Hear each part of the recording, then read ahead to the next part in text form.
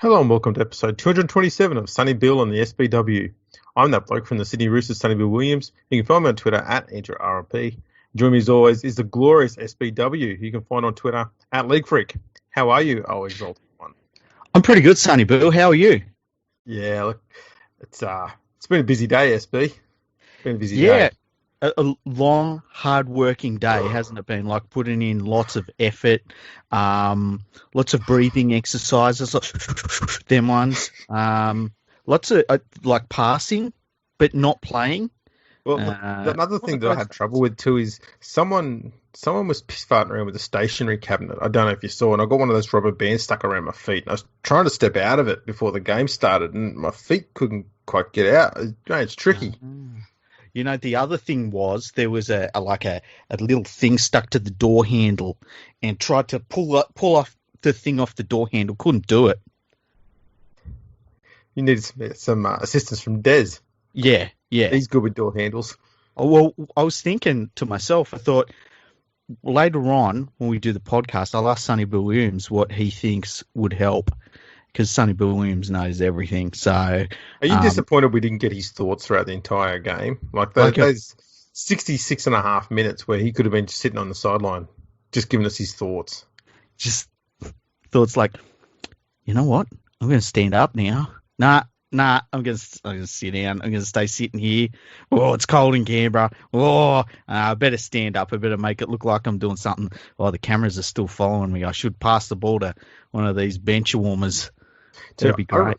I reckon it'd be a bit more insightful. I reckon it'd be sitting there the whole time going, on food packages where it says, like 2 servings. What is there a certain amount of time that needs to be spent between each serving? Or could it be like 5 minutes? Does it be like 3 days? Like he'd ponder on that for 65 minutes, I reckon. When you get 98% fat-free milk, what's the other 2%? And why did they leave the 2% fat in there? Yeah, can't we just get rid of that and have 0% fat milk? What are the 0.1 viruses and whatnot that Glen 20 doesn't kill? Bacteria. It only does 99.9%.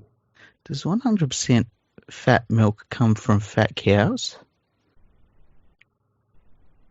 Do you reckon chocolate milk comes from brown cows? And if so, how do they get strawberry milk? I've never seen a pink cow before. I agree with you, Sonny Bill. So this is the stuff we missed out on. Yeah, it would have been really good. All I need to do is just shove a microphone in Sonny Bill Williams' ear. We could have had all of this. That would have worked. An opportunity missed, I'd say. Yeah. Although, to see 4.5 hours of Fox Sports commentators and personalities fucking jerking off as hard as they could over Sonny Bill Williams was fantastic. But for it to all be over in 13 minutes, I swear that's never happened before. Yeah, it's kind of like the last time he came back. Yeah, pretty much. Oh, man. Oh. It'd be like a teenager looking through, YouPorn for about 3 hours just for a quick 2-minute wank. Oh, Jesus. It had to be said. But that's all it was. That's all it was. It was atrocious. Yeah. This is the problem we've got with the modern media today, is that when they're not sitting there pissing on the game 24/7, they're practically stalking someone and just ranting about them over and over and over and over and over and over and over and over and over and over again. Yeah. Well, we know what Sonny Bill Williams has done in the past. This is not an attack on SBW. We know he's a good athlete and an unbelievable athlete, all that sort of stuff. His career record shows that. We don't need to be bashed over the fucking head with it every fucking minute, all fucking week. Is he an unbelievable athlete, though? Better than me. Yeah, but, is he an unbelievable athlete? He managed to play for the All Blacks. I mean, yeah, but whatever our beliefs are in rugby union, All Blacks are the pinnacle of rugby union, and he managed to play for them. He's, won a premiership in rugby league as well, played the International 11 Rugby League. But is he an unbelievable athlete? Like, Brad Thorne did the same shit. Brad Thorne wasn't a boxer either. Yeah, but neither Sonny Bill Williams, let's face it. Come on, he's bashed a few pumpkin sellers. Exactly. Exactly. Like, when I think of the most unbelievable athletes in the game, I don't think of Sonny Bill Williams. I just don't. That's fair enough. I just think that I don't think we'd need to be incessantly have this shit hammered into our head about how great he is. I mean, we hear all the time about how, a lot of people say, there's no player that's bigger than the game, but when Sonny Bill Williams turns up, it's like, oh, actually, hang on a sec. We've got a challenger to the title here. But then, like, it was funny. The NRL put out a tweet before this game, and it was a split picture of Sonny Bill Williams and fucking John Bateman. And I thought that sums up the way some people fucking look at sport, you know? There's a 35-year-old fucking football player that's hardly going to play any minutes, and you knew that going in. And John Bateman, who's like, the Raiders play better off without him. Well, he's leaving the club. Yeah, it's just, I don't know. Let's be honest, both players will be leaving the club at the end of the year. I think that not we, but I think that the media focuses on some weird shit. And I thought that summed it up from NRL's media department, whoever put that tweet out. But yeah, it's very strange to me. I think Sonny Bill Williams is fucking boring. Oh, he is now. Look, But I've always thought he was boring. Like, people say, oh, he's this and that, and I just think he's fucking boring. Look, when he came back to the Roosters the last time, he did the job that it was given to him reasonably well, and so I got no criticism of him for that. But I just think that the media has gone way too far this time around. When commentators are calling him a rock star, and I'm thinking to myself, why? Like, he doesn't say anything. You hear people saying, but we're talking about something positive in rugby league. Are we? Right. There's a lot of rugby league that's going on in a weekend. A lot of rugby league going on a weekend. And the only thing that the media's been talking about this weekend is one player who played for 13 and a half minutes. Well, I tell you something, right? They talk, we're talking positive about rugby league. Why don't they do it about the Panthers winning streak instead of saying, well, they're fucking hardly having to travel anywhere and they're playing a lot of games near their home? And it's like, well, how about you talk about positive stuff there instead of just, talking about this dude that's going to play 13 minutes and struggle to get to minute 13. If Penrith weren't such a shithousely run club, they would have signed Sonny Bill Williams and they could have had all this positive publicity. He wouldn't make our team. No, the media would put him in there. You have no option but to put him in there. Make him captain, coach, and trainer, and CEO, and head of the junior development pathway system, and Lord Mayor of Penrith. From what I saw of statue at the Westfields out there. Is there a Westfields out there? I saw of Sonny Bill Williams, he can't be in that Roosters team. No, look. And this is the thing, I mean, we discussed this, previously to him coming here, is that he was struggling playing for Toronto, and they were a team that were winless in the Super League. And he was struggling to hold down a starting 13 spot there. So I don't know who it is that thought that after that run, and then he gets injured, comes over here, hasn't played for nearly 6 months. So he was out of form, injured, comes over here, and they automatically think that he's going to be some sort of rock star, superstar, is going to take the game by storm. You'd have been absolutely nuts to think that he was not going to do anything other than a very minor role, because it doesn't even matter about the publicity.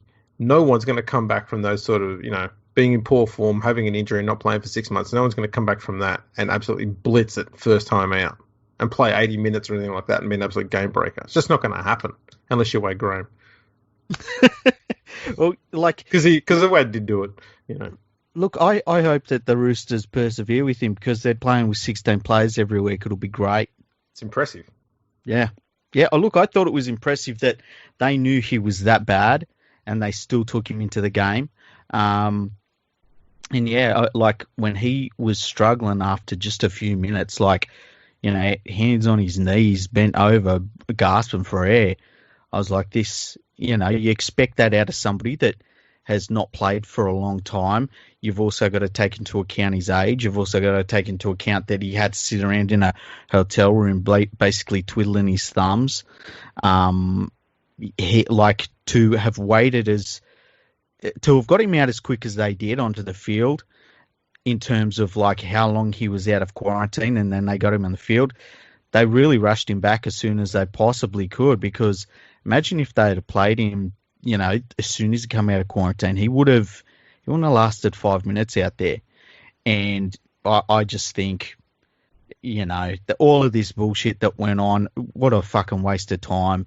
And I just find the whole thing boring. I really do. And the Canberra Raiders, the thing I got out of that game was that the Roosters played all right, but the Canberra Raiders are absolutely desperate for a halfback.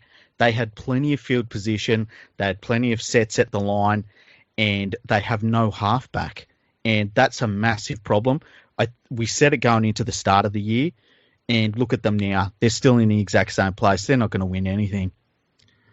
Yeah, although I must admit, I do like Tom Starling. I think he's got the potential to become, very quickly, a better option in the spine than Hodgson is at the moment. He's very nippy, very sharp passing game. I do like him. I think if they stick with him, he's going to have a great year next year. Well, they've got rid of a lot of the stupid things that they had going on out of dummy half early on in the year, which has been good for them. Losing Papali mid-game was a massive blow, because he come out like a bloody freight train. But, I'm watching the game and all of this talk about, a player that's sitting on the bench, and I'm thinking to myself, man, there's a massive glaring error that is in this Canberra Raiders team, and they should be talking about that instead. But, what do I know? Exactly. I'm just a professional podcaster, hey, Andrew? An expert. Yeah. Professional expert. So now that we've got all that off our chest, let's move on and talk about what actually did happen for the rest of this week that wasn't SBW related. Well, let's go with it. Okay, hit me with it. So, first things first is Benji Marshall won't be at the West Tigers next year, and it's not so much the fact that he won't be there, it's the sloppy, once again, method that the West Tigers did in handling the whole situation, because Benji found out via the media, not via his club. And so much of what goes on at the West Tigers has happened through the media, and this is not new to them. They've done this for years. Yeah. And it's just an atrocious way to handle a club legend like Benji. Disgusting. And here's a weird thing, right? Everything was sort of going along, not too bad for the West Tigers. They've not got a good team, right? But not a horror show or anything like that. They were just sort of where they probably meant to be. And then they come into that game against the Panthers, and their CEO starts shit-talking the best team in the comp, which was a really smart move. Yeah, genius. Yeah, and then ever since that moment, there's been lots of leaks to the media. There's been lots of the coach has been thrown under the bus a little bit, and then one of the club's legends is thrown under the bus as well. And there's lots of talk of turmoil at the club. And, then even, I think it was yesterday, there was talk that the club was going to sign James Tarmo from the Panthers, because if there's one thing that a team needs that hasn't got any decent halves, or even a hooker next year, it would be another forward. So, especially an old forward. So, I just think, what the fuck is going on there? And I don't know where it's coming from, but I've got my suspicions, Andrew. Potato? Yeah. Yeah, I'll put down a potato. Okay. The crazy thing is, Benji Marshall's at the top of the list, one of the top 5 players, I think, this year for try assists. So The old dog still got the tricks. His problem this year, and it's a glaring issue, is that his defence is atrocious this year. It is, but I would say that I still think you put Benji Marshall in a good side, and he's going to do a solid job. 100%. And he's playing and has played in a terrible team for a long, long time now. And I think he's definitely past that age where he can drag them to victories, but he's definitely the sort of player. Look, if he went to the Canberra Raiders, I'd be starting to think, man, Canberra, that worries me. You know what I mean? Would you take him at Penrith? I say this in all respect too, because I think the only thing that Penrith might be lacking and it's hard to say this given how well they're performing at the moment, is experience in the spine. And he doesn't have to play every game, just be around the club, around those young guys. The only reason I would say no is because I think that Nathan Cleary is, just by the fact that he's been around footballers his entire life, he's like being in a football environment, being in finals, games around finals, atmosphere and stuff, he's grown up with it, and I think that you can see that in his game, and that's why his game is so mature for his age. So, and on top of that, we've got like about 3 or 4 players that can play 5'8". So which clubs do you reckon Benji would be an absolute asset to as of next year? Canberra Raiders.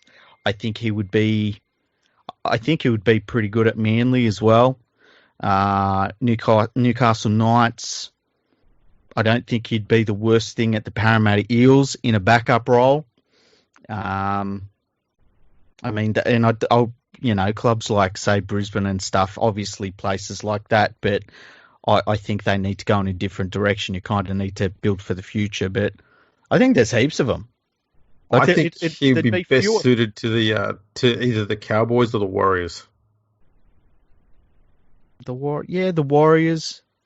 I'm trying to think. I don't know about the Cowboys. I think the Cowboys need to do a complete reset, in my opinion. But they've got like a bunch of makeshift 5'8" to play alongside Morgan. I think Morgan needs a genuine 6 or a 7 there. Like they need to put Morgan in one jumper and have a genuine half in the other jumper and just have something settled, because they keep chopping and changing around all the time. They will never be successful. See, I think Morgan's done, hey? Well, I don't think he's got much more good football in front of him. I'll put it that way. And it's not even entirely down to form or age or anything like that. He's just becoming a little bit brittle. Yeah, very, very brittle. And it's, I think if I'm looking to take over the Cowboys, I would want to, first of all, I'd clear everyone out of that spine pretty much. And I would look to sign some players that, didn't fall apart, could actually catch the ball, things like that, basics. Yeah, that probably makes sense. Now, while we're on the Cowboys, it looks like Todd Payton's got the gig there as coach for next year. Yeah, it's, we'll see how he goes. He's done pretty well with the Warriors, but, he's not coming from a real high ceiling with them. You just had to sort of get them playing half decently and you would have looked like a super coach there, but he's walked into a really tough job up there. I mean, he's going to have to clean out that Cowboys team. There's a lot of players that need to be told to retire.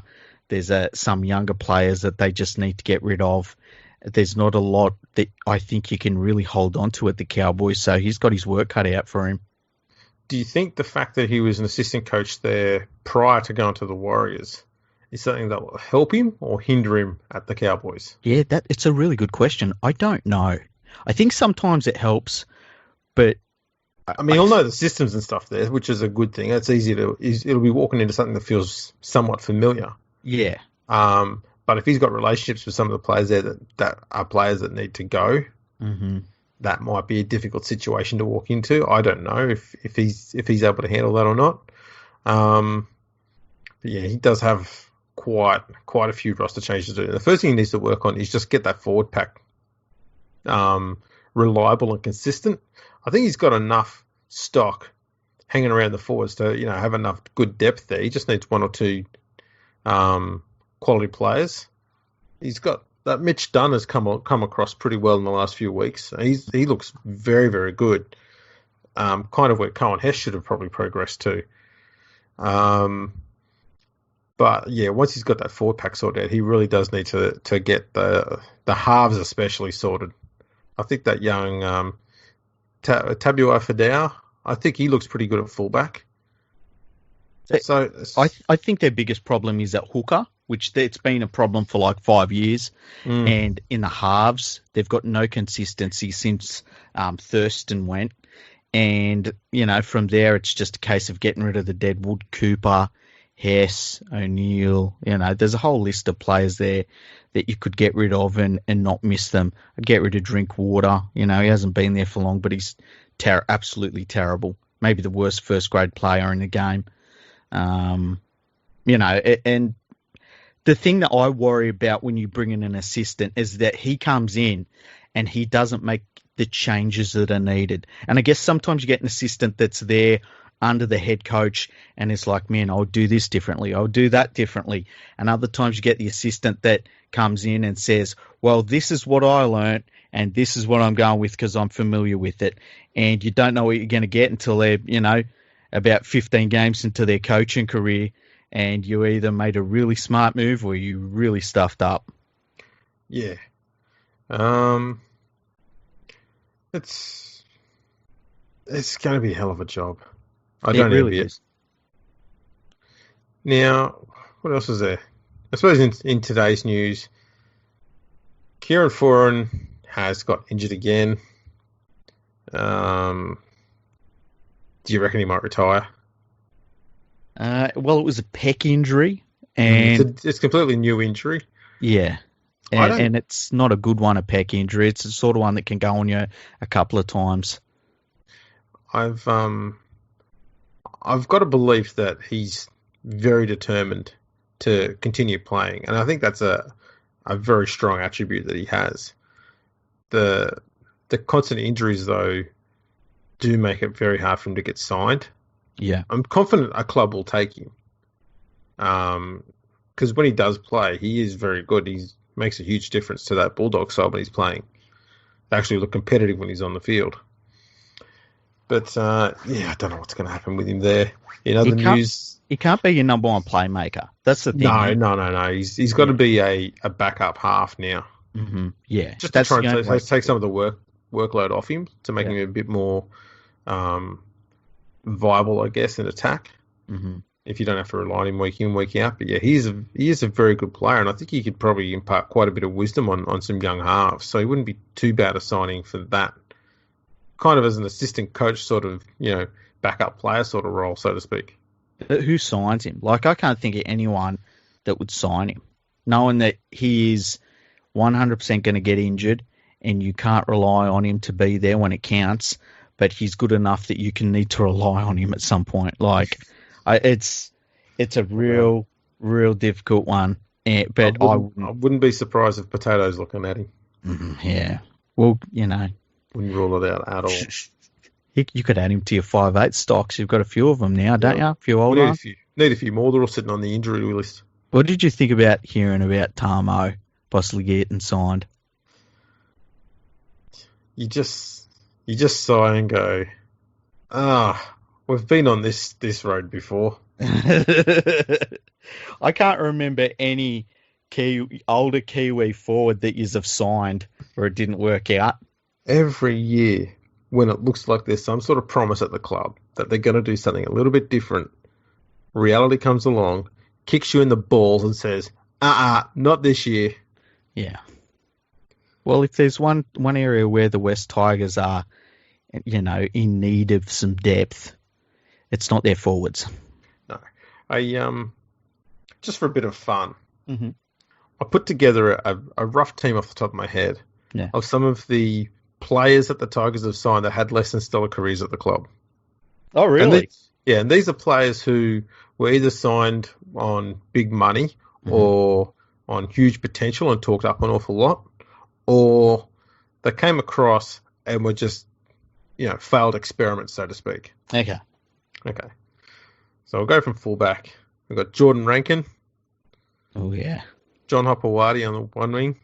Mm-hmm. Joel Reddy on the other wing. Oh, I forgot about Joel Reddy, yeah. Moses Sully and Chris McQueen in the centres.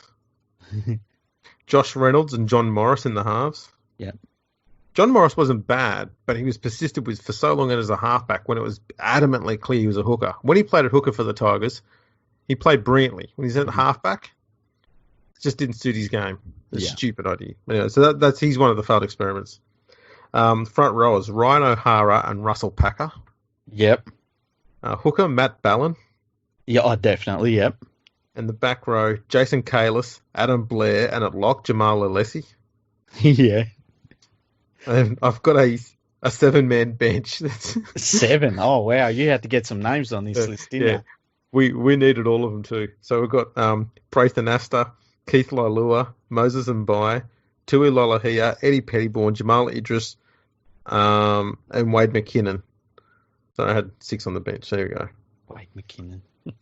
Coach Tim Sheen's assistant Jason Taylor. Jason Taylor. That's pretty good. I was thinking the other day, like, if you think Benji's your best player in West Tigers history and Robbie Farah's is the second best, who's the third best? You know who it might be. And you will laugh at this. Yeah. Gareth Ellis. Oh, Jesus. Because... Yeah, a winger? Because... You tell me how many all-star forwards the Tigers have had. Yeah. And let's be honest, Ellis was at his peak when he came to the Tigers. Yeah, but, he was a winger. He was an old winger. He was a very good one. You know what? He used to play so far out on the edge that one day I was at a Tigers versus Panthers game and I'm going back to my seat with a couple of beers. He knocked them out of my hand. I was going to say, was he sitting behind you? Yeah, he ran behind me. He knocked them over. I was like, man, dude. Yeah, he probably still scored a try, though. So there you go. A little bit of a Tigers win share. We've got to have one every week now. How about the Panthers not absolutely annihilating the Broncos? Wasn't that kind? Yeah. The Broncos actually played really well. I think that might have been their best game of the year. It's their best game since the lockdown, absolutely. Yeah. And you know what it was that made them look good? Is that they were actually playing another gear faster than crawl. Yeah. It's funny, eh? They were running onto the ball a bit more, had bodies in motion, a little bit more urgency out of dummy half, and they started to look a little bit more threatening. It's like not to the point where you thought, shit, they're going to spring an upset here, but you could see that Penrith actually had to work for the win. Mm-hmm. And it just sort of says to me that next Broncos win may actually happen within the next 3 weeks. Which would be devastating for their wooden spoon chase. It would be. But then again, the Bulldogs keep failing to make it a reality. So I'm not supporting the Bulldogs anymore. I believe they've given up on that hope. I mean, they got Manly next week, and then they got the Rabbitohs the week after that. Yeah, they won't beat the Rabbitohs. They could beat Manly, I think. Well, Manly had an absolute shocker tonight against the West Tigers. Yeah. They were leading 32-18 with about 15 minutes to go and lost the game. And that Manly's Tigers team were playing though. that Tigers team were playing utter garbage for 65, nearly 70 minutes. Mm-hmm. Couldn't hold the ball, couldn't get any good field position, had no momentum, no go forward. I mean, the first half was played basically in the Tigers' 30-metre zone, with Manly just holding the ball for about 65% of the half. It's just ridiculous. How did they lose it from there? But you look at the Manly team and, there's so many bludger players in their lineup. They've got some good players there, but, man, there's some dudes who, they must have, jobs during the week. It makes you wonder how bad they'd go if there was no DCE in that side, because, man, he carries them so much. Yeah, and last year he took them to unbelievable heights, and I don't think he got enough credit for that.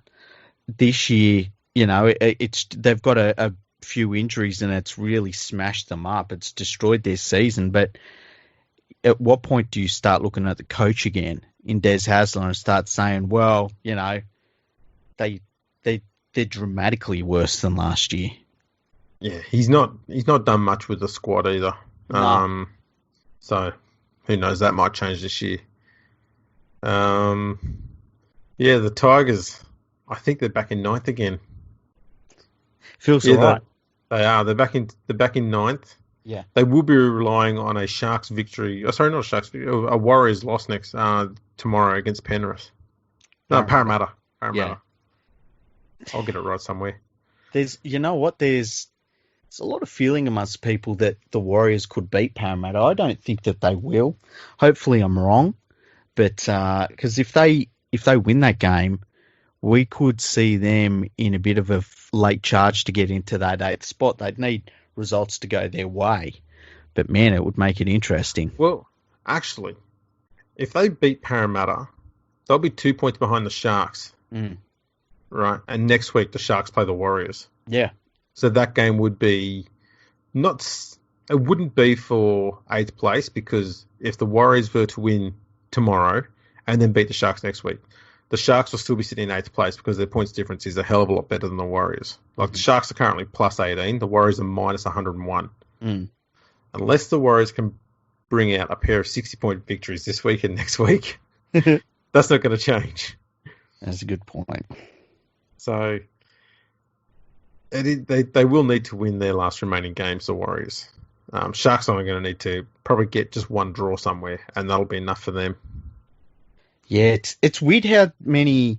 Like, this season really feels like the first season in a very, very long time where there really are only about, I reckon, 5 teams that are relevant to the title. And in all honesty, I think it's a 2-horse race this year. I think that it's been proven that it's Penrith and the Storm. Yeah, it's hard to step in anything but that. The Roosters, their attack is currently the best in the comp. The Eels' defence is a little bit better than the Panthers so far, and only a little bit worse than the Storm. There's not much between the three of them. But Parramatta's attack has fallen off a cliff. Yeah, and they look... I don't know if people have... people. I don't know if... people. I don't know if people... I don't know if teams have worked them out a little bit, or what it is, or if they... sometimes you fire out of the blocks and everything works great, and as the season wears on and pick up a bit of injury here and there, and you just need a couple of players to fall out of form, and things don't click as well. It feels like maybe that's more likely to be what's going on. So they've had a bit of a tricky draw. I wouldn't say it's been hard, but I think if you get a draw where you have like a run of 4 or 5 games where they're all against top sides, a team will more often than not, especially a genuine contender, will rise to the occasion and improve their gameplay. Yeah. But they've kind of had a tough game, an easy game, a tough game, an easy game, and it kind of can throw a lot of attack out of sync and out of whack, especially when they've got a fairly youngish sort of halves pairing, especially with Dylan Brown there. It can be hard to get a track on them because they lost to Manly after barely scraping home against Newcastle. And that came the week after they flogged the Cowboys. And then they beat the Tigers in a less than convincing display. Then they barely beat the Bulldogs, and they barely beat Cronulla. Then they lost to the Dragons. Shut out Melbourne, flogged by South. It's hard to get a track on where they're going at the moment. It's because it's just got that up and down sort of draw, which, Cronulla's had a bit of as well at the moment. It's hard to sort of track where they're at. And I think it's playing with their form a bit. Well, I guess it's that weird question of, would you rather, like, when you look at a draw or how, like, recent games played, let's put it that way, would you rather play a bunch of easy teams, or would you rather play a bunch of difficult teams, especially coming into the finals? And this is a question that I was thinking about today. My Houston Rockets in the NBA played the LA Lakers. Now, the Lakers were the number 1 seed in the West. The Rockets were number 4. The Lakers had been waiting for 6 days to play the Rockets. They breezed through their first round series. Houston played like an epic, battling 7-game series that they won in the last second. And they come up against an LA team that was rested and refreshed and got a chance to look at the Rockets and stuff. And the Rockets just tore through them. It wasn't even a contest. And sometimes I think you're better off being battle-hardened going into games you really want to win rather than have the easy draw, so to speak. But when you've got that up and down sort of draw that the Parramatta Eels have had, like, I don't know how that affects you unless you are not mentally prepared to turn up every week. Like, if you're mentally prepared to turn up every week, you should be able to handle an up and down draw all right, I think. Yeah, I just think teams will, like, I dare say pretty much there's 15 teams in the comp who will try and lift their performance every time they play against Melbourne. Mm-hmm. And they'll try and put their best ever game in against the Storm compared to any other side in the comp. Well, Roosters might be another one. I'm talking about over the last few years. Yeah. So it just shows you that some teams know that they've got to play with more intensity some weeks than others. Mm-hmm. And that goes on through pretty much every club. And when you've got an up and down draw like that, I think that's where that starts to become a problem. Yeah, over time, I guess, yeah. Because I think the up and down draw thing is a large reason why we're seeing the Sharks struggling to compete with top 8 sides. Mm-hmm. And let's set one record straight here. I've heard a lot of commentary recently saying that the Sharks have not beaten a top 8 side this year. And that's wrong. Mm-hmm. What the stat they're trying to say is the Sharks haven't beaten any of the current top 8 sides this year. Yeah. Yeah. Because they did beat the Cowboys and they did beat Manly when both of those teams were in the top 8 at the start of the year. Mm-hmm. Just want to get that clear. I hate people reciting statistics and getting it wrong. Stuffing it up, yeah. I guess the other thing is too, sometimes how there are teams where you feel like, oh, they'll turn it on when it matters. Mm-hmm. And Parramatta felt like one of those teams a little bit, especially when they beat Penrith and they had that, that scoring blitz. There was about 8 minutes of the game that Penrith didn't control, and the Eels won it in those 8 minutes. And I think that sometimes teams that know they can turn it on and off like that, it almost becomes a problem for them, because when you know you can reach those heights, but you don't always push for it. And I think that's one of the great things about the Storm is people go, oh, they've got this extra gear. They've got this extra gear. That extra gear is in pretty much all of the games they play. It's very rare that they're not really playing bloody good football. But when you can switch it on and off, so to speak, it does basically bring in bad habits. Yeah, because once you start relying on it, mm-hmm. That's when you start getting like the West Tigers did from 2006 to 2010. Yeah, you're right. That's what they did. They went, it doesn't matter if we fall 30 points behind. We'll just bag a couple. We'll just throw it around and bag a few quick tries and should be fine. Mm-hmm. And it works not as often as they think it does. No, if you look at all of the premiership winners from even the last 30 years, how many of them were streaky?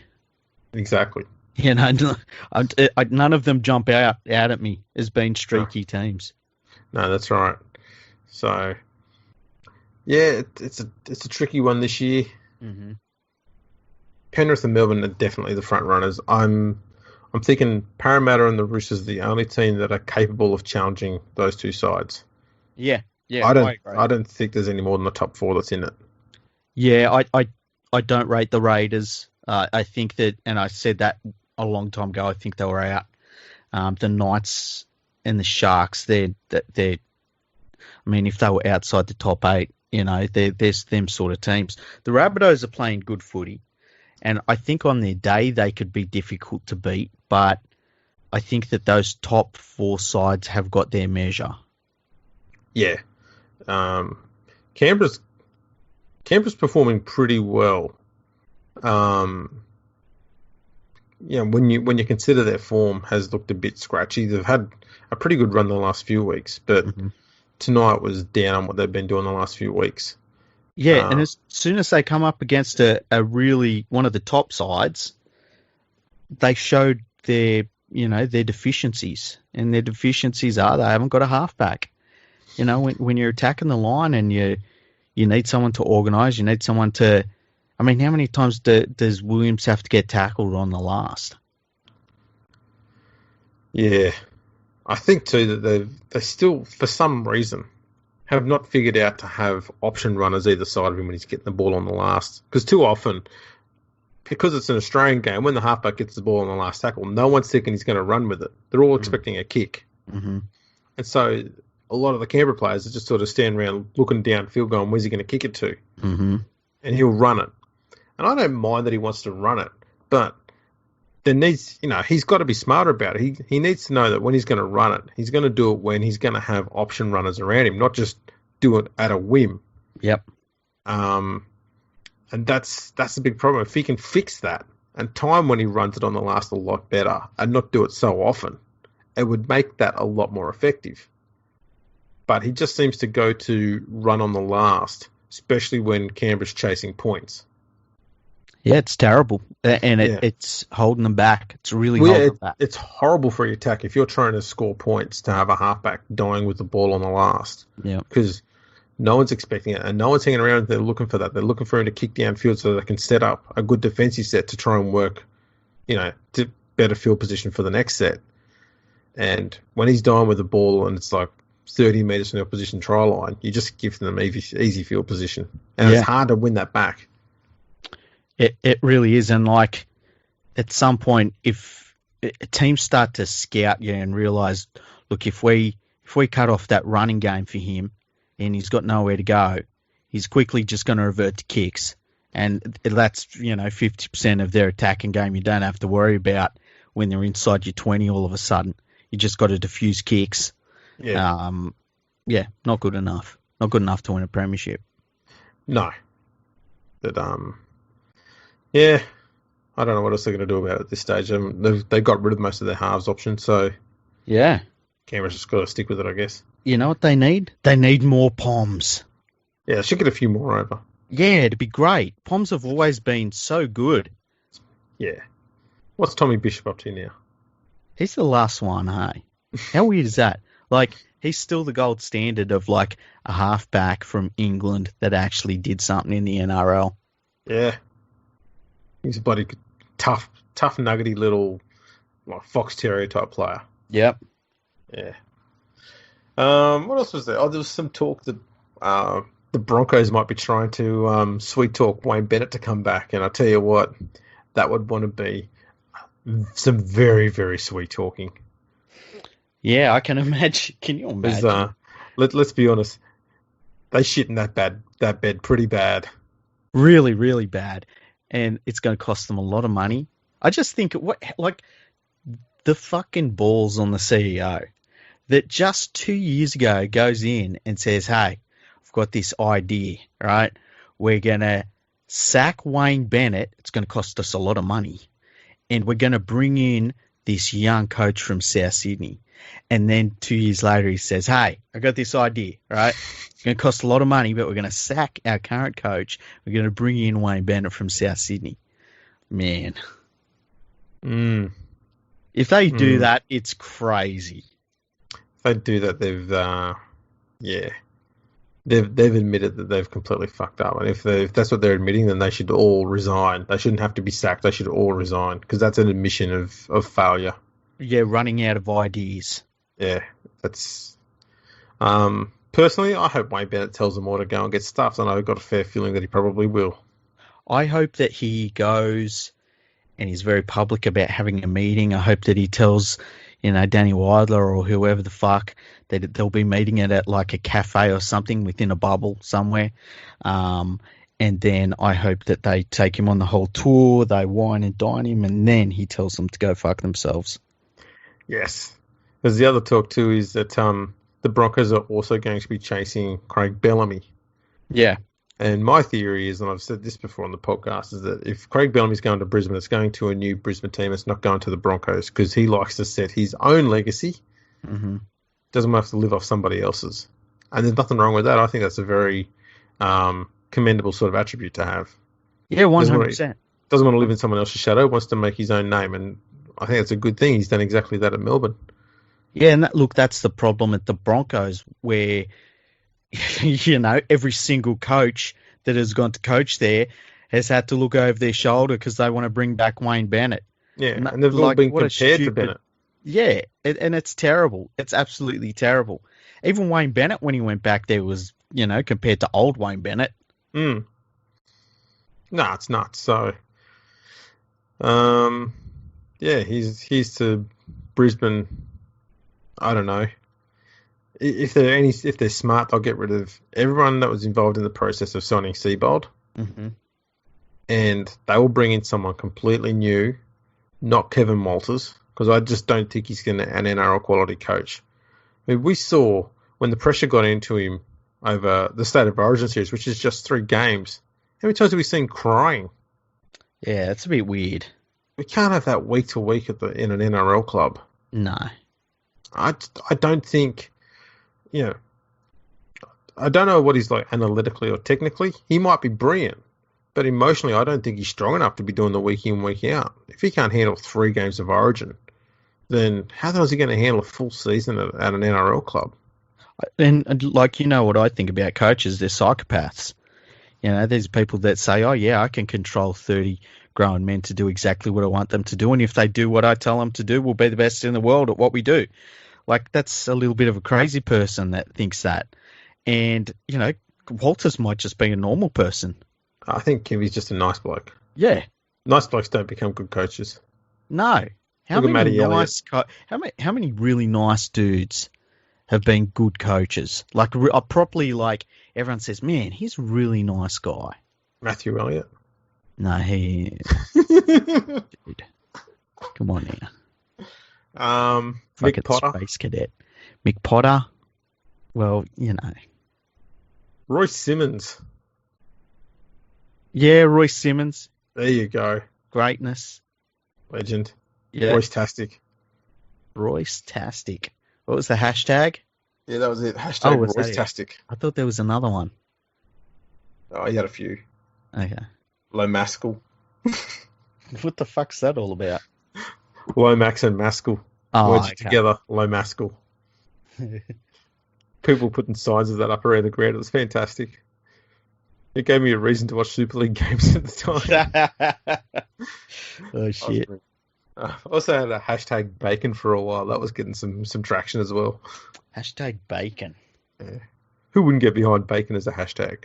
Everyone loves bacon. Even people that don't like even vegetarians bacon. Like it. They want vegetarian style bacon. You cook, exactly. You cook bacon around a vegetarian, you'll start seeing all the walls start dissolving in their heads. Yeah. They'll turn. Yeah. They'll turn.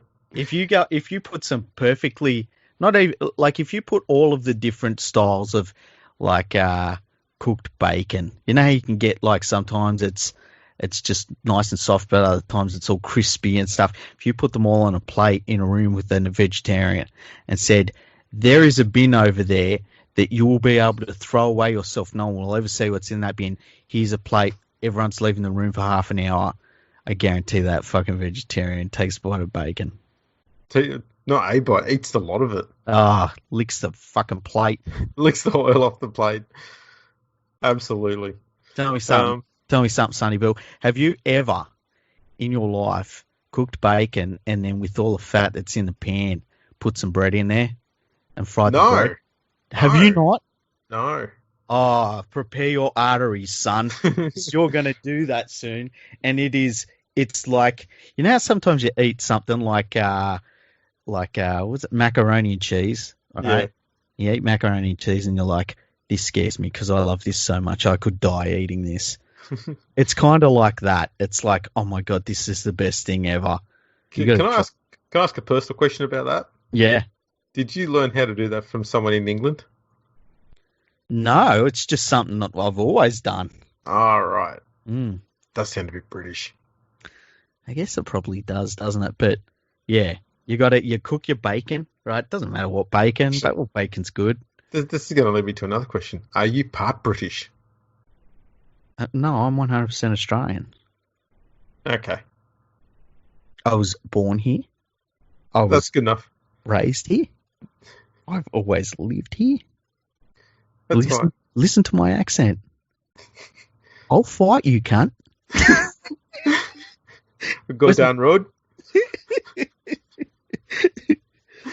No, I'm actually got from African descent. There you go. No one expected that. That's for sure. Yeah, no one. But it's true. You even know it's true. Yeah. Man, I've seen the pictures. Yeah, it's impressive, eh? Yeah, mate. Whole 3 knees over here.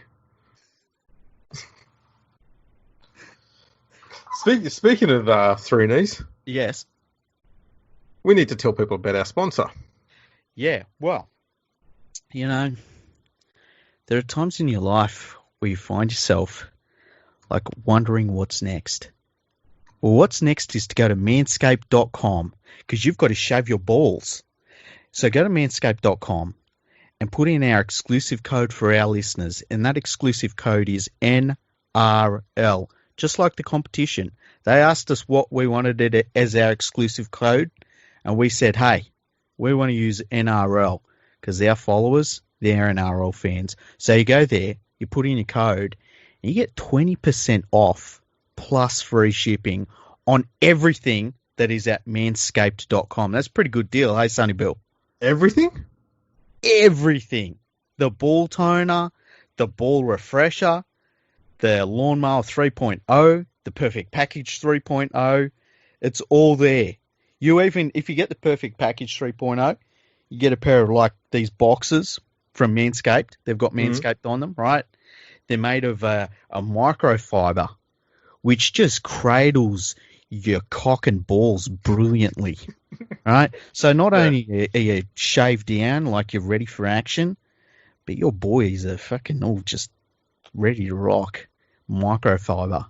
I tell you what, you haven't lived until you've had your junk sheathed in some microfiber, let me tell you. If that's not the best ever advert I've ever heard, I don't know what is. I know, right? Yeah. We're pretty good at this advertising, Cape. So people, get over there, get to manscaped.com, buy whatever the hell you want, put in the NRL code in the checkout. You get 20% off, free shipping. You cannot ask for more than that. And all you need to do is get onto Twitter and just a quick message to @FergoFreakPod and just say thanks. Thank you. And you know what? They don't say this on their website, right? So don't quote me on this. But 100% of the time, when you show your favourite person in your life, your freshly shorn scrote, you should give it a little kiss. She won't be able to help herself. It's natural. Yeah. So there we go. Have we had any emails? We have. Let me open an email account. We haven't done emails for a long time, hey? We haven't. That's why I thought I should raise this. Yeah. Let me... And while you're looking there, I'm just looking at the Formula 1 qualifying at the moment. Okay. Yeah, not much is happening. Okay. Well, it's the boring qualifying. It's just Q1 and Q2 done. No one's getting pole in Q2. Okay. All they're doing in Q2 is they're determining what tyres they're going to use in the race to start with. Okay, Lambretta's got some things that he's telling us. Ah, yes. The bloke is playing catch up on all the episodes. Yeah, back from old episodes. So it's kind of difficult to talk about on the new podcasts. Well, we can see what we can come up with and see if we can remember what we spoke about. Okay, let's go back then. Where are you? Okay. Hi, guys. Love the podcast. Keep up the good work. June 1. You talked about the new boutique stadium plan and how Manly should play at a new stadium at North Sydney that could service the North Shore too. I live in Mona Vale on the northern beaches. North Sydney is a different district, over an hour away by public transport. Brookvale, by comparison, is 20 minutes away by bus. In this area, everyone follows Manly. The team represents the beaches, and the beaches people support their team.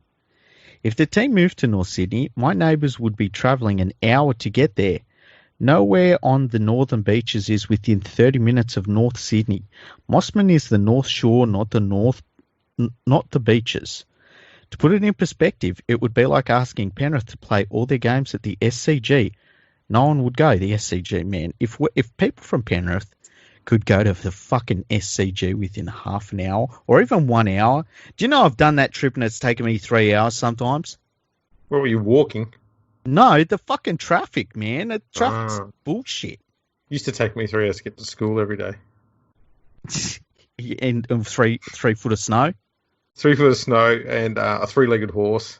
I used to have 7 kids on the back of the horse. Yeah. It was all going up a mountain. Going up a mountain. Yeah. After the first hour and a half, the horse would get tired, so we'd all have to get off and take turns carrying the horse and the other 7 kids. Nice, and then you'd eat it for lunch. Yeah, absolutely. Well, most of us would. One kid would miss out because there's only 3 legs on the horse. That's where one of the legs went, I guess. Yeah. Did you have mountains where you lived? I lived in Australia. We don't have mountains in Australia. Well, hills. Because I always think of it as being flat where you lived when you were growing up. Where I grew up, it's flattish. It's hilly. Yeah. But where I went to high school, it's at the base of the Snowy Mountains. Okay. Yeah. Yeah, see, where I grew up, every morning because I grew up in Tregear, and which is a suburb in Western Sydney. It's in the Mount Druitt area. Mm-hmm. And every morning there was a road and it was only a short road that we would drive down to go up towards the school. And it had a really good view of the Blue Mountains. So we saw the Blue Mountains every single day. And it was just like, you just get used to it, Yeah. There you go. A little bit of our childhood there. But there you go. So North Sydney's no good for Manly. Oh, we can just relocate Manly to Central Coast, I guess. So bringing the Bears back in. Yeah. There you go. We solved that. Brilliant. I think at the end of the day, what Lambert needs to know is we don't really care about what Manly fans think. Jesus. You will travel an hour and you'll bloody well like it. I tell you what, that's the weird thing about that north side of Sydney, that a lot of people say they love living there. And whenever I go there, all I think is the fucking traffic is a nightmare. Like, who would want to live with all this fucking bullshit traffic and, ridiculous. There you go. So what else has he got to say? Let me go back to it. Brookvale. Okay. Brookvale, as shit as it is for away fans getting to the Insular Peninsula, it's the best location to serve home fans.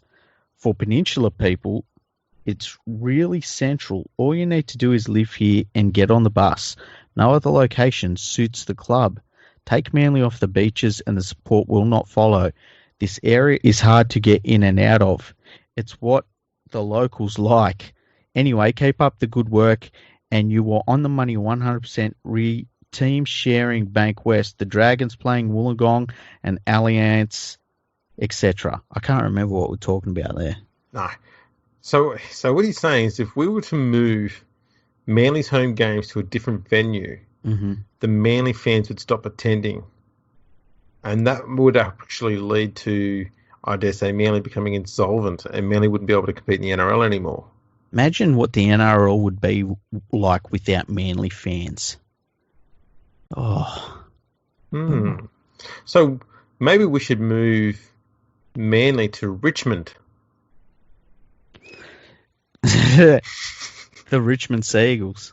Yeah, why not? Are there many Seagulls in Richmond? Are there many Seagulls in Manly? That's a good point. There's got to be some Seagulls in Manly. I mean, they're fucking Seagulls. Well, the asbestos has probably killed them off. Is there any fucking flora or fauna that survives in Brookvale? Blue bottles. There you go. The Manly blue bottles. Crackheads. Lots of crackheads in Manly. Did you know that? No, I've only been there once, and I wasn't there very long, so I didn't get a chance to check out the demographics. Yeah, in Manly, they love their crack. They love it. Fair enough. Yeah. I'll take your word for it. Adam, long-time follower. I thought I'd emailed him about this, but I hadn't replied. I'd obviously formulated my email in my head. So he says, "Hi, Freaky. This one's personally to me." Oh, okay. I'm just going to read it in my head. No. I really quite enjoyed the best and worst teams episodes, but especially the episode about the problems with British League. Such a shame. I got bored watching the Chooks bash the Broncos, so I flicked over to KO and watched the 1990 test between the Poms and us being Australia. Absolutely fantastic Kangaroos team, but the Poms were up for it. The ground, not sure which one, is packed. I remember watching the Kangaroos tours of Great Britain on TV as a kid, especially those midweek games where we played the British clubs in the freezing cold and rain and just squeaked out a win. Great days. On a complete side note, how do you know so much about Super League and the English League scene? I must admit that 1990 series was probably the last genuinely fiercely contested test series between Australia and Great Britain. There was nothing between both sides in all three tests. Yeah. Stunning series. And we got to see pretty much the last Great Britain side that was full of genuine world-class stars. Mm. And they were all at their peak. It was an absolutely stunning series. Loved that one. So, yeah, I fully agree with that. Well, I mean, Freaky's an expert, and he has studied the English game very intensely for a many number of years. So that's how come he knows so much about it. I couldn't agree more. There we go. I've done my research, man. I know about you. Yeah. That's kind of scary. You should be scared. Wait until you write the tell-all book. That's nice. Imagine a tell-all book about me would be just like, the first of all, I'd be like, so this person's called League Freak? Can you explain that? It's like, not really. There'll be one chapter in there that just says, delete your history. Yeah. The thing that's funny is when people say to me, how'd you come up with the name League Freak? And it literally was just like, I just put in League Freak, and then I started bagging South Sydney. Isn't that funny how that works? Like, that's how I got started in rugby league forums, was by bagging South Sydney. Really? Yeah. Ah. I said... Yeah. That was a long time ago. I said something about... I can't remember exactly how I put it. It was sure something... It was accurate. It was very accurate. It was about South Sydney and George Piggins and, like, running the club so poorly, and I used the term dead dog's asshole. And I can't remember how I formulated it, but it was really good at the time. That will always go down well. Yeah.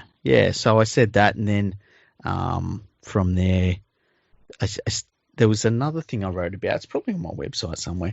But then I found an English League forum, and I saw stuff about what they were saying about the English players compared to the Australian players. And I was like, what the fuck are these jokers talking about?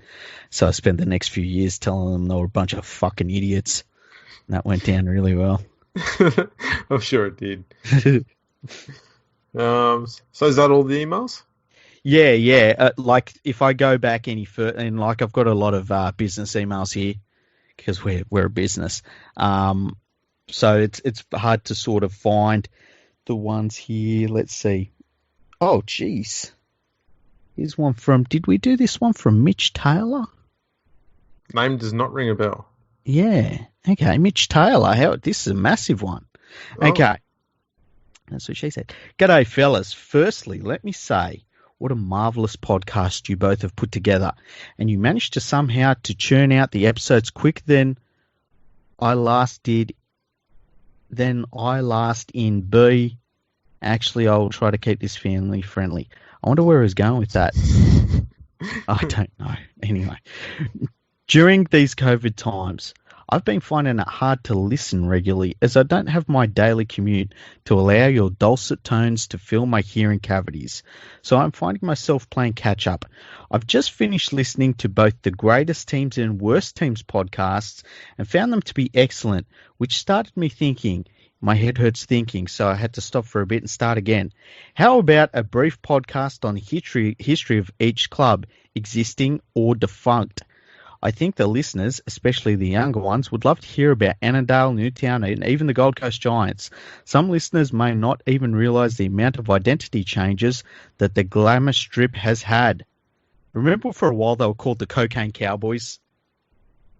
Yeah.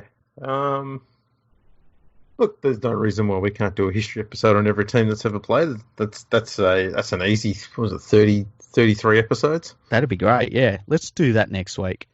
So, Sorted.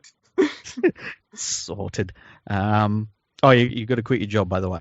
The other thing I thought about, and perhaps the listeners could provide their own teams, which is what would you consider to be your club's all-time team of one-hit wonders? Okay.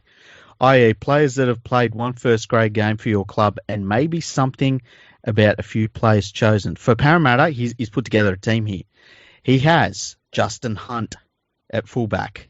Said the only saving grace about sitting through this at a cold Penrith Stadium was the sausage sizzle. On the wing, Matt Adamson. Hang on, is this? Yeah, this is Parramatta. Yeah, okay, Matt Adamson on one wing. Centre, Rory Breen. And he said the poor kid was on a hiding to nothing while the Eels got whacked by the Bunnies. He's got Paul Fatuira. He says a great Stephen Kearney signing. Why is he Katavarata? I hope I'm saying that correct. He said this game was the debut of the great Sonny Bill Williams. Danny Marmo, I don't remember him. Paul Kent, as a journalist, he made an immortal rugby league player. That's pretty funny. Nate McMillan, he says this was his first ever Golden Point game, won by a Manly penalty goal, which was found to be incorrectly rewarded afterwards. So Manly fans, shut your crying cunt mouths. I added that a little bit. I added that. He didn't say that. I'm sorry, mate. I'm sorry. I made you sound terrible. Okay. That was brilliant. I'm going to start. All right. From now on, when people send in emails, I'm going to make you sound like real arseholes. Just letting you know. Yeah. Won by a Manly penalty goal, which was fantastic. Yeah. Shut your cunt. Okay. Tommy Turbo forward pass and gets ads to pay for the door. For the change rooms. Yeah, I remember that. Ian Henderson, probably the one Eel who was shorter Parramatta first grade career than Paul Kent. Paul Bugger injured the first tackle of the game. Trent Robinson, you're welcome, Uncle Nick. Lee Tamari, Ernie Wanker. We were talking about him the other night. Yeah, I found that he'd actually played a game for Parramatta back in, I guess in 1976. Mm-hmm. No, 77. He came off the bench. Use the word came there. Not good. What the bloke you saying was Wanker. Yeah, Wanker came off the bench. It was a game against Cronulla, and Parramatta won that game 22-15. So he ended up finishing his first grade career undefeated. Nice, excellent. He said say no more, equal greatest name in rugby league with Ireland's Wayne Kerr, and Joseph Uwalisi. I don't remember that dude. And he says, anyway, guys, keep up the great work. It's fantastic to listen to a rugby league podcast that shoots from the hip and is no frills. Yours truly, Richard Cranium. P.S. Penrith is 2020's version of the 2001 Eels. I'm just a bit disappointed he didn't put Matt Adamson in there. He did. He had Matt Adamson in. Oh, I didn't hear you mention his name. Matt Adamson. He was on the wing. Yeah. Oh, there you go. He's a very important winger. Just ask him. Let's see if we've got any other ones we can read out here. Richard sent us so many. He's got the ones about stadiums and stuff like that. It's just difficult to go back and read emails from old podcasts. I think that's it on here. Yeah, I think that's it on here. Oh, we've done well. Yeah, I think we've done pretty well too. Well, anytime you can say "shut your cunt mouth," it just makes your day good, eh? Yeah, we've really delivered some quality content right here today. Yeah, it's been a pretty loose podcast. Yeah, fucking know that is. And I suppose we should probably wrap this one up then, you reckon, eh? Yeah, let's put a bow on this one. All right, this one's done. Thanks for tuning in, everyone. Remember, you can always catch us on Twitter at AndrewRLP, at League Freak, at Fergo Freak Pod. We're on Instagram at Fergo Freak Pod. We're on LinkedIn, YouTube, Facebook. Check us out on there. Please subscribe and like all the videos over on YouTube. That'd be awesome.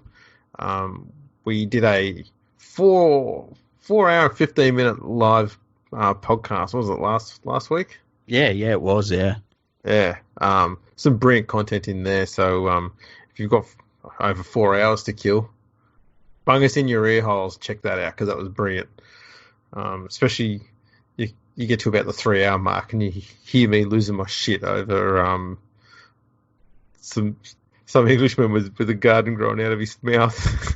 Yeah, we that last hour of that podcast, how many times did you sit here going, should we just stop right now?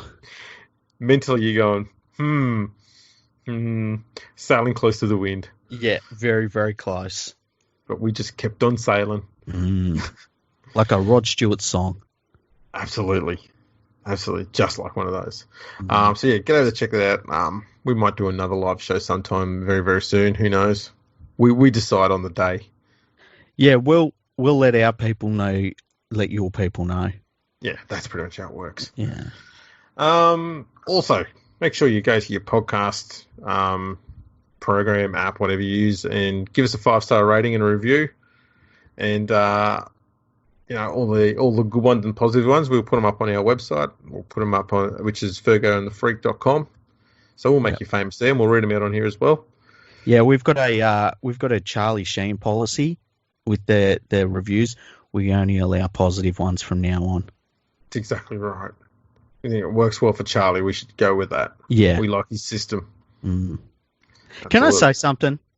Well, why not?